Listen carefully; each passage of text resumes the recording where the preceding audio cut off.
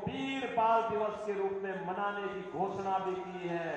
इसलिए बहनों और भाइयों, आज इसीलिए मैं आपको पास आया हूं कि पावन धरा तो मेरे लिए दो प्रकार से महत्वपूर्ण है। गुरु नानक देव जी से लेकर के गुरु गोविंद सिंह जी के साहबजादों की पावन धरा के रूप में, और हमारे नाथ संप्रदाय के पवित्र संत बाबा सिरसाई नाथ जी के नाम पर, जिनके नाम पर इस सिरसा बसा हुआ है, इसलिए ये मेरे लिए एक पावन धरा है। इसको मैं कोटि कोटि नमन करता हूं, आप सबका अभिनंदन करता हूं, स्वागत करता हूं। बहनों और भाइयों, आज देश बदल चुका है। हमारी पीढ़ी सौभाग्यशाली है कि हम नए भारत के नागरिक हैं। मोदी जी के नेतृत्व में कार्य कर रहे हैं, और जो दुनिया के लिए असंभव है, जो कांग्रेस के लिए असंभव था, वो मोदी जी ने संभव करके दिखा दिया, कर दिया ना। देखो, पहले दुनिया में भारत का सम्मान नहीं बचा था। लोग भारत को शक की निगाहों से देखते थे। पहले दुनिया में भारत के बारे में तमाम प्रकार की चर्चाएं होती थी। हमारी सीमाएं सुरक्षित नहीं थी। दुश्मन भारत की सीमा में घुस जाता था। आतंकी विस्फोट होते थे, जगह जगह विस्फोट होते थे। नक्सलवाद चारों ओर फैला हुआ था।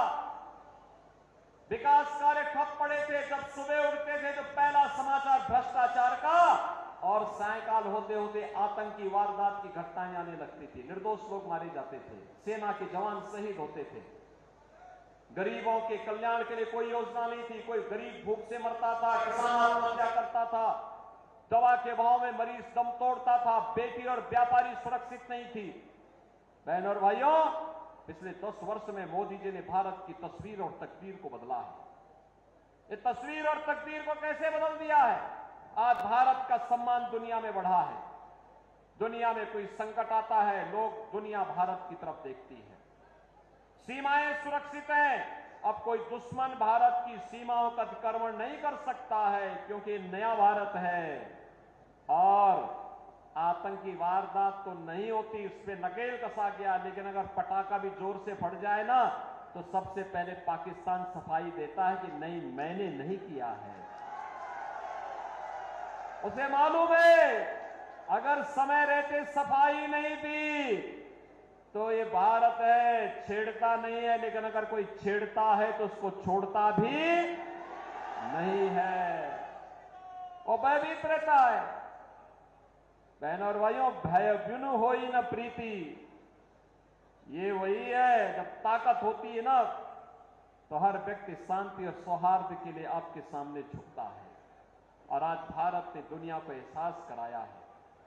विकास के कार्य बड़े बड़े, highway, railway, metro, IIT, IM, AIIMS, one district one medical college, triple IT, NIT, world class university, और हर व्यक्ति के स्वास्थ्य के लिए हर घर नल, और नल में जल की योजना मोदी जी ने पूरे देश के अंदर लागू कर दी।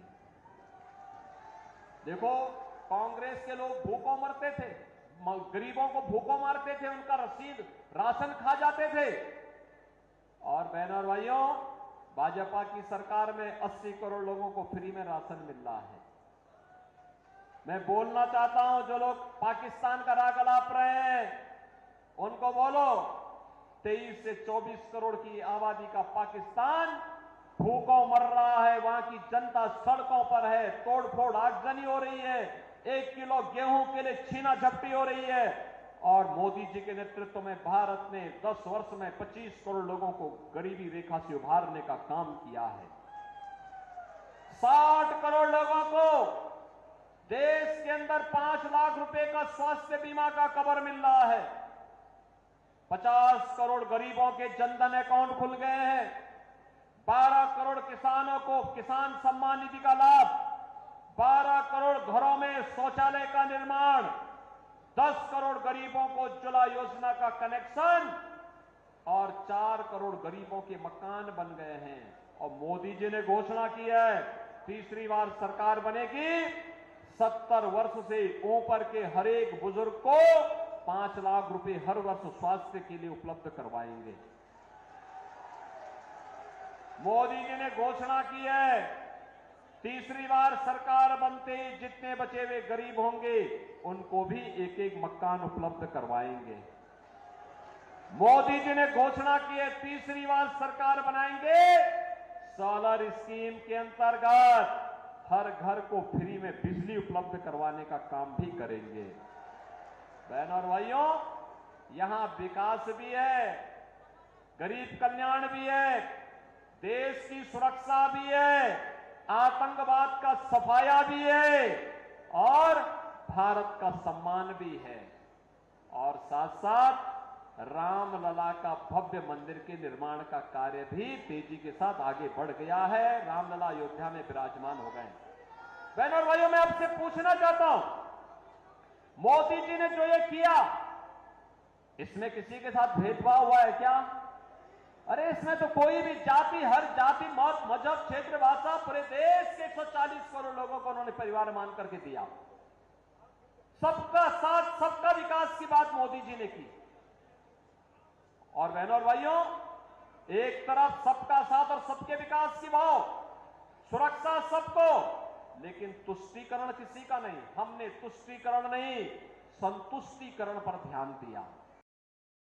एक तरफ इंडी गठबंधन में कांग्रेस और उसके सहयोगी दल हैं, सुबह से लेकर शाम तक एक नया झूठ और एक नई अफवाह फैलाते हैं। जब सत्ता में थे तब कुछ नहीं किया, तब हिंदुओं की भावनाओं के साथ खिलवाड़ किया। तो उस समय लोग क्या कहते थे? कहते थे हिंदुस्तान के संसाधनों पर पहला अधिकार मुसलमान का है। अरे कहां हमारा हिंदू जाएगा, कहां हमारा दलित जाएगा, कहां पिछड़ा जाएगा, कहां अन्य गरीब जाएगा, कहां महिलाएं जाएंगी? और ये राग अलापते थे वही। और आज बहनों और भाइयों, इनके अंदर एक और भूत सवार हो गया है।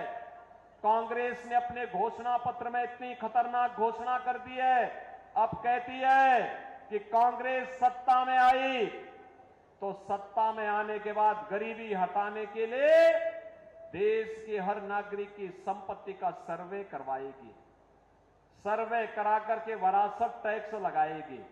विरासत टैक्स का मतलब आपके बाप की, आपके दादा की, आपके ग्रैंडफादर, आपके फादर, जिसकी भी प्रॉपर्टी आपको मिली होगी, उस प्रॉपर्टी में से आधी प्रॉपर्टी कांग्रेस के लोग ले लेंगे और फिर इस प्रॉपर्टी को वह मुसलमानों को बांट देंगे। क्या आप इसको स्वीकार करेंगे? क्या आप इसको स्वीकार करेंगे? क्या आप पाकिस्तानियों को और मुसलमानों को अपनी संपत्ति पे कब्जा करने देंगे? क्या? अरे हरगिज नहीं। भारतीय जनता पार्टी इनको ये मौका ही नहीं आने देने की। और ये तो बात की बात आएगी सत्ता में। रामलला के कारण इनको अब किसी भी जन्म में सत्ता नहीं मिलने वाली है, कभी नहीं मिलने वाली है, क्योंकि ये चुनाव तो राम भक्तों, रामद्रोहियों के बीच में हो गया है। ये तो रामद्रोही हैं, हमेशा राम का विरोध किए हैं, भारत की विरासत का विरोध किए हैं। इनको सत्ता कभी नहीं मिल सकती है। और यही कहने के लिए आज मैं आपके पास आया हूं। बहनों और भाइयों, आपने औरंगजेब का नाम सुना हो ना? ये मुगलों में सबसे क्रूर बादशाह था। औरंगजेब, कोई मुसलमान भी अपने पुत्र का नाम औरंगजेब नहीं रखता, मालूम है ना आपको? इसलिए नहीं रखता, औरंगजेब ने सत्ता के लिए पहले अपने भाई की हत्या की और फिर अपने बाप को भी जेल भेज दिया। बाप उसका पानी के लिए तरसते तरसते मर गया। वह औरंगजेब था। और अब औरंगजेब की आत्मा कांग्रेस के अंदर घुस गई है, इसीलिए वह विरासत टैक्स के नाम पर जजिया कर आप पे लगा रही है। ये जजिया कर औरंगजेब ने ही भारत में लगाया था। कहा था कि या तो जजिया कर दो और नहीं तो मुसलमान बनो। और कांग्रेस भी यही करना चाहती है। क्या आप इसको स्वीकार करेंगे? क्या आप इसको स्वीकार करेंगे? क्या हम भारत को विभाजन की ओर ले जाएंगे? क्या? अरे राम जन्मभूमि का जो पुण्य आपके साथ जुड़ा हुआ है, आप भी कह सकते हैं, सिरसावासी भी कह सकते हैं कि हमने तो यहां से कमल खिलाने का काम पिछली बार भी किया था। श्रीमती सुनीता दुग्गल को चुनाव जिता करके भेजा था, मोदी जी को प्रधानमंत्री हमने बनाया था। मोदी जी प्रधानमंत्री बने तब अयोध्या में राम मंदिर के निर्माण का मार्ग प्रशस्त हुआ। ये श्रेय तो आपके ऊपर गया, नेतृत्व तो मोदी जी का है, लेकिन श्रेय तो आपको जाता है। ये पुण्य आपको प्राप्त हुआ है, ये पुण्य आपके साथ जुड़ा हुआ है, इस पुण्य से वंचित नहीं होना है। और इसीलिए देश के अंदर जो आवाज आ रही है वो आवाज यही है, हर जवान से की आवाज है, और वो आवाज है जो राम को लाए हैं, जो राम को लाए हैं, और राम को लाने वालों को फिर से देश की सत्ता सौंपनी है। सौंपने को तैयार हैं? सभी सिरसावासी तैयार हैं? सभी लोग तैयार हैं? सहमत हैं? यहां से भारतीय जनता पार्टी के हमारे लोकप्रिय प्रत्याशी, युवा और जुझारू प्रत्याशी श्री अशोक तंवर चुनाव जीत करके जाएंगे। लेकिन बहनों और भाइयों, आपके पास 5 दिन का समय, इन 5 दिनों में मोदी जी का संदेश घर घर पहुंचाएंगे? यह काम है। पहले मुझे बताओ, कितने लोग हैं जो कमल खिलाने के लिए अपने आप को 5 दिन का समय देंगे? भाई पूरा सिरसा ही तैयार है। अब इसमें मेरी बात सुनो, 2 काम करना है। आपने मेरे सामने संकल्प लिया है 2 काम। एक, हर व्यक्ति को प्रतिदिन 5 घर जाना है, उस परिवार के हर एक सदस्य से मिलकर के उससे कहना है, 18 वर्ष से हर वयस्क मतदाता को बोलना है कि देखो, आत्मनिर्भर और विकसित भारत के लिए हमें मोदी जी को फिर से प्रधानमंत्री बनाना है। मोदी जी को प्रधानमंत्री बनाना है तो इसके लिए कमल खिलाना है।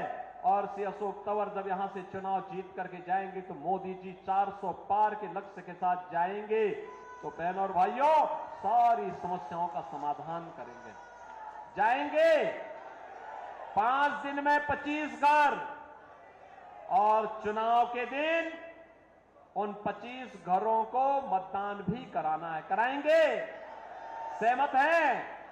सभी लोग सहमत हैं? तो फिर मेरे साथ बोलेंगे, भारत माता की, भारत माता की, भारत माता की जय श्री राम, जय जय श्री राम, जय जय श्री राम।